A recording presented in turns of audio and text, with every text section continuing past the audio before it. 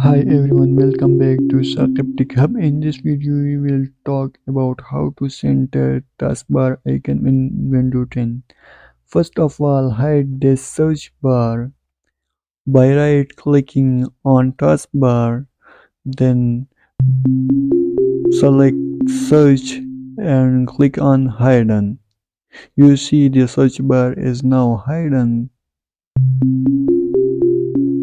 Again, click on taskbar and uncheck lock the taskbar this button.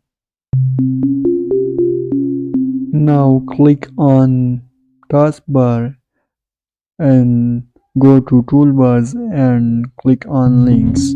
Now right click on links and make sure show title and show text are both checked. Now you can see the vertical lines on left side of links. Click and drag the vertical lines of links to the left side of start button.